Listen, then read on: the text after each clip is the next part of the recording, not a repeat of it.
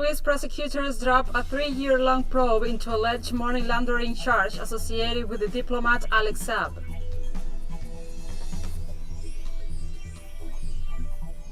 In Brazil, health authorities reported registered more than 170,000 new COVID-19 cases in the last 24 hours.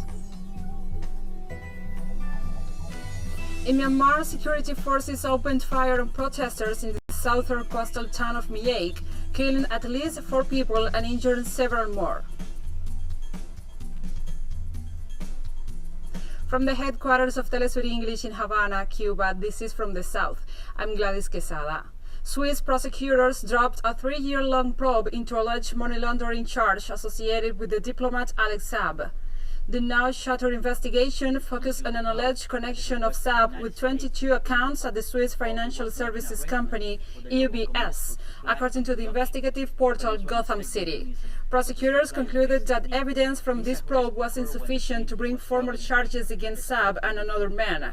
According to Geneva's prosecutor wage information for UBS, the account movements were between accounts at banks in Switzerland only. The prosecutor's office stated that there is no further evidence to continue investigating the charge of money laundering, and so they will move to discontinue the criminal proceedings. Alex Saab allegedly led a corruption scheme that included Colombia, Panama, Mexico, the United States.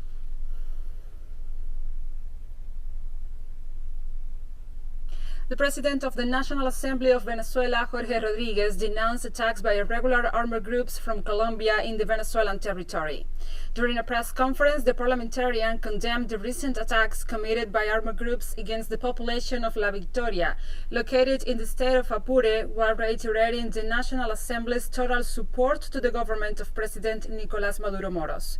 Rodriguez also pointed out that the constant attacks against Venezuela are an attempt against the sovereignty and peace of the nation. He also informed that the National Assembly is investigating the different acts orchestrated against Venezuela in Colombian territory, among them the frustrated assassination attempt against President Nicolás Maduro and the 2020 mercenary incursion known as Operation Gideon.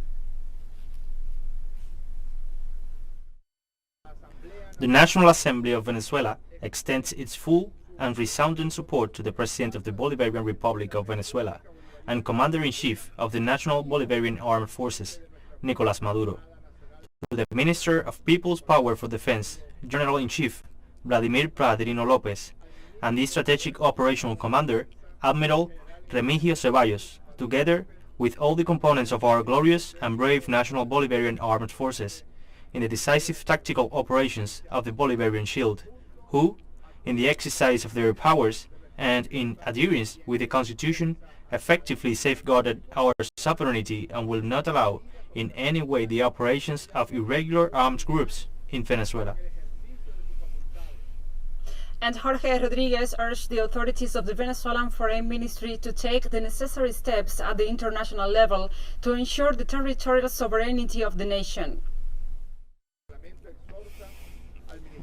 This Parliament urges the Ministry of People's Power for Foreign Affairs to carry out the necessary international actions in favor of territorial sovereignty and to denounce the aggressions to which we are subjected before human rights bodies, Venezuela and its democratic government, with the Bolivarian spirit of the great homeland, wish that the Colombian people advance on the path towards definite peace. We will persist in the defense of our rights and in the fulfillment of our sacred duty to safeguard our territorial integrity and the lives of our beloved population.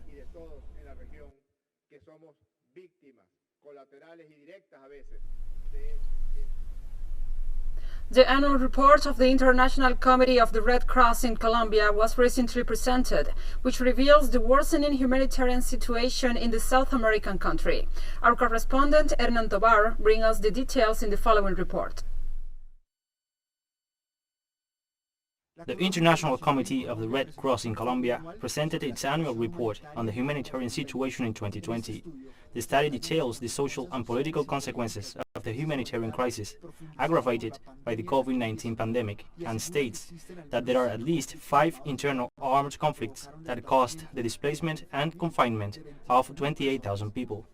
78% of these confinements occurred in the department of Choco, The other departments most affected were Antioquia, Nariño, and Cauca. 21,307 people were subjected to mass displacement. Plus, naturally, there is a phenomenon of gradual displacement that is much more difficult, and 45% of these mass displacements occurred in the department of Nariño. The other most affected departments were Chocó and Antioquia. In total, these displacements represent 85% of the total in these departments. This report draws attention to the impact of the armed conflict and the devastation caused by the violence. An example are the civilian victims of explosive devices. In 2020, 389 victims were registered, 226 of which were civilians, among which 36 minors. A total of 61 were killed. These accidents occurred in 69 municipalities and 17 departments, representing the highest figures since 2017. The ICRC considers anti-personnel mines, explosive remnants of war, weapons launch and weapons of controlled detonation as explosive devices. So, we did not gather data only on cases of anti-personnel mines. The worrying thing is that of the 69 municipalities, 41 had not seen such cases in 2019. And so, we link this to the conflict dynamics that exist in various parts of the territory. We particularly mention those between different armed groups. The context of a conflict that seems to vary little in 2021 and is intensifying with the passing of the time, social movements and human rights organizations point out that in departments such as Cauca, violence and attacks by various armed groups against communities have increased, allegations consistent with the Red Cross report. This is a pluriethnic department, that is to say that there are large numbers of indigenous groups and communities, as well as Afro-Colombian and farming communities. They voiced their rights to water in defense of the territory, rejecting the arrival of large mining companies or monoculture. These historical struggles bother these groups that want to control the territory. The report documents that in 2020, on average, every 3 days a new case of disappearance related to the conflict and armed violence was presented. In addition, 325 attacks were recorded against health personnel, facilities and medical vehicles, the highest figure reported in the last 24 years. Hernán Darío Tovar, TeleSUR, Bogotá, Colombia. We'll be right back after this very short break, so don't go away.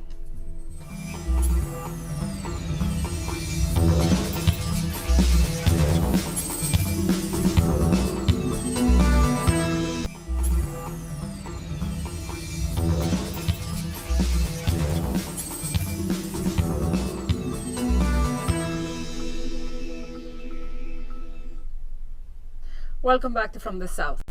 In Brazil, health authorities reported the country exceeded 12,300,000 confirmed cases of COVID-19 since the beginning of the pandemic. This figure represents 50% of the cases recorded in Latin America. According to data from the National Council of Health Secretaries, the country recorded more than 170,000 new cases in the last 24 hours, to register so far more than 12 million contagions. On the other hand, more than 2,000 people died in the last day, to make a total of more than 2 million deaths since the beginning of the pandemic. According to the Council of Health Secretaries, Sao Paulo is the most affected city with a total of more than 2 million infections, followed by Minas Gerais with more than 1 million cases and Paraná with more than 800,000 contagions.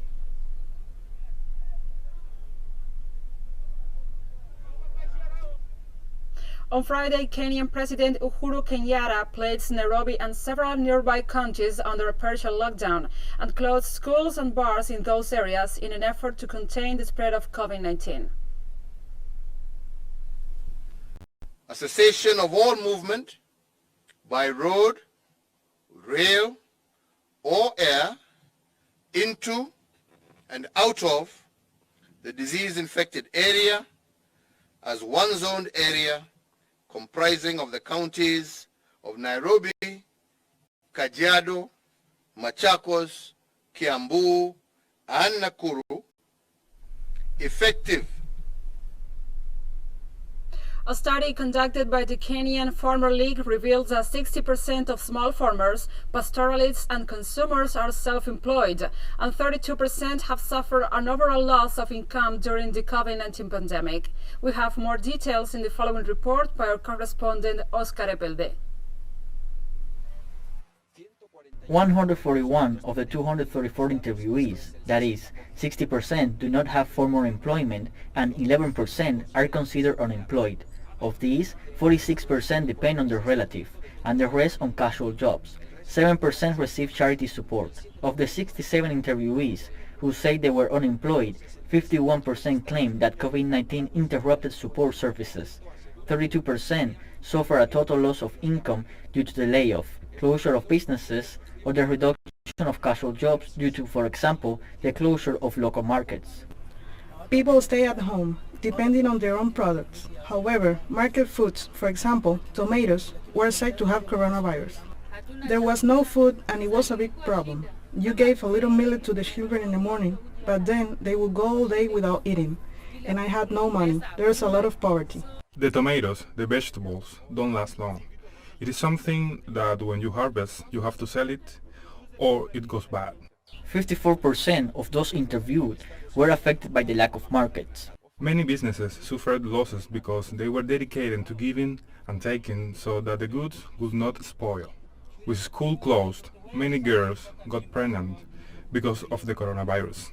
I still depended on the motor taxi, but it was difficult to make a profit. I was going to pick up kids. The police kept bothering me. You went to a place and they threw you out. In the end, you have to go home with a bike. The situation continues to be very difficult. We used to get about 500 shillings a day, but now only 100 or 200. If there are restrictions again, we need to prepare and organize to be close to the government and make sure citizens are able to respond to the challenge of finding food for their children. Thank you. Most sought alternative income-generating activities, according to the study. People were more engaged in securing livelihoods than following government directives against the pandemic. Who received any assistance here? 40% of respondents say that their response to the situation is not sustainable. 80% have not received any assistance during the pandemic, and 50% of the 20% who receive assistance receive it from local solidarity initiative. Only 15% of them receive government support. This aid reached the bosses, and the bosses prioritize their people. They came out from up there, but they didn't arrive down here. 77% of those who receive aid know the problems of transparency in its distribution. Aid was not forthcoming. That's why we need to unite. If we had help to keep track of the aid that goes out to make sure it gets to where it's intended, it would be major help. We have thieves due to corruption, because when we select them in elections, we do not elect normal people like this guy. He gets around by bicycle, plows the air with cows, and saws with his hand. He knows your problems, yet you forget him and give your vote to a great lord who builds mansions. The farmers of Korea resent the oblivion to which they are subjected by institutions and discuss how they can empower themselves to ensure access to human rights. There are not enough teachers in Kurutugyange schools, and there are not enough health workers in the community health center, where there is also a lack of medicines. They prescribe you some medicine and they say you should go buy it. There are those who do not have money to go to the hospital. If you do not have the NHIF card, you need to look for money and there's no place to find money. Then if you go to the hospital, you find that there are a lot of sick people, overwhelmed people. There's only one doctor. There's no separation. They are all stuck together and it's a way of spreading the infection. But as an NGO, can you help us in some way to bring medicine here? Are not an NGO. We are a movement. KPL is a movement. It's a mass movement of peasants. Show us the path and the way to get ahead. Now the door is open. The conclusions of the study, once the data validation has been completed in meetings, will be presented to the government.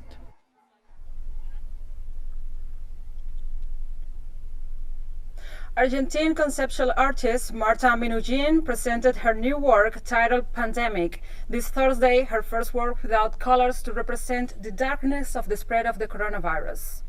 The pop artist, one of the first to create happenings, performance and video art, and part of Andy Warhol's artistic milieu in New York in the 1970s, devoted herself this time to cutting and pasting thousands of strips of black and white painted fabric that make up her work in different shades of gray.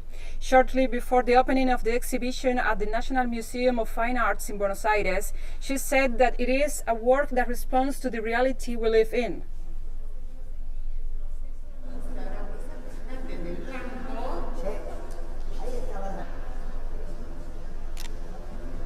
The pandemic and brutal isolation began.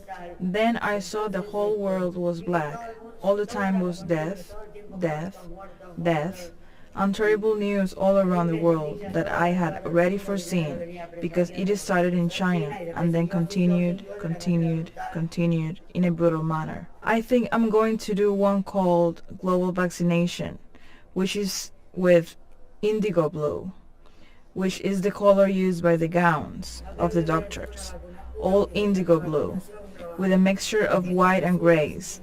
And of course, if I continue like this without being able to travel, without being able to do anything, the best I can do is another work that lasts a year. When the pandemic... And we have more stories coming up after this final short break, so stay with us.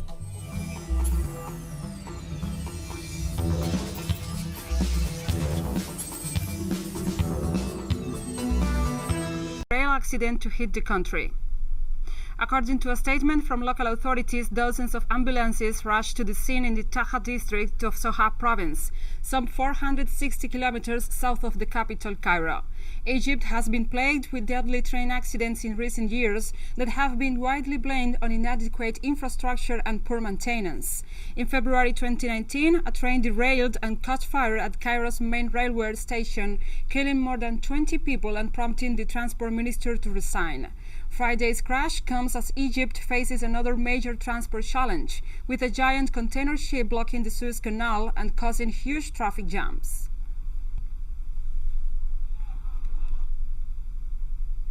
Ivory Coast authorities announced on Friday that 38 trafficking victims from Burkina Faso will be deported to their country of origin in the next few days. The victims, 18 minors and 20 adults, were intercepted while being transported to work in a gold mine in Aboisso, in southeastern Ivory Coast. On February, Ivorian authorities rescued 42 children who were trafficked to be used as labor force at several mines and cocoa plantations in the West African country. Also in 2020, Ivorian police rescued 1,093 children as part of a major operation against human trafficking.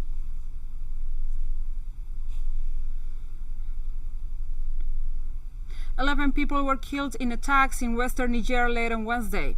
According to local authorities, the assailants arrived on motorbikes and raided 3 villages near the Malian border. The triple attack was the second on the same 3 villages in less than a year, and is the latest in a string of raids in the poor Sahel state that have claimed more than 300 lives since the start of the year. The villages lie close to each other in the lawless tri-border area where the frontiers of Mali, Niger and Burkina Faso converge.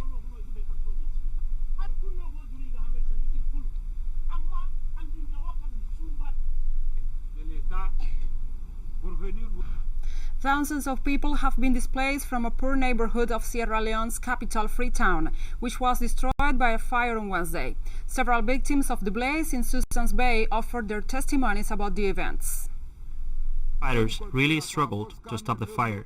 They came and went with equipment and went to the sea to get water, up until the fire started to diminish, with the help of the young people that were around. I was at the market when I heard about the fire, so then I came back here and there was no way for me to enter my house. I just fetched my children. Firefighters really struggled. United States lawmakers and the CEOs of top tech firms participated in a Capitol hearing this Thursday, the latest in a series of events examining the policies of these platforms.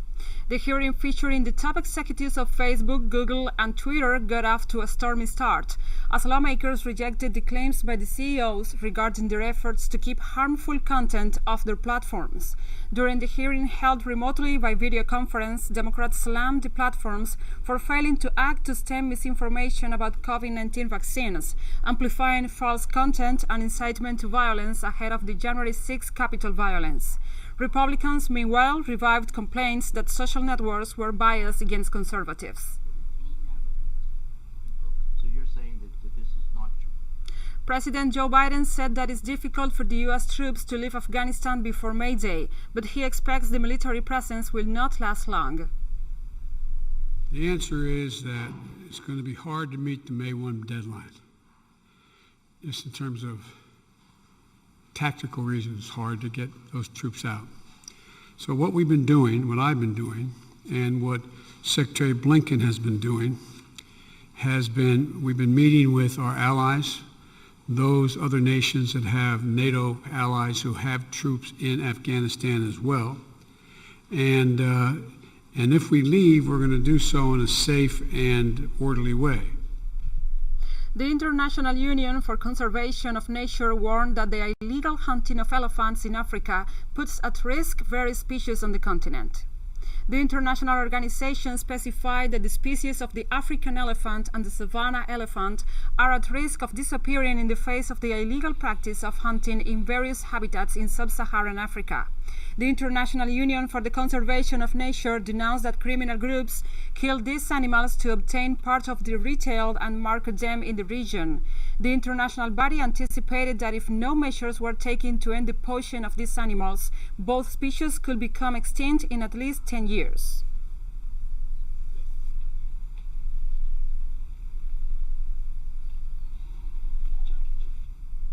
And we have come to the end of this news brief. But remember, you can find this and many other stories on our website at telesurenglish.net. And also, if you feel so inclined, please join us on social media, Facebook, Twitter, Instagram, and also Telegram. For TeleSUR English, I'm Gladys Quesada. Thank you for watching.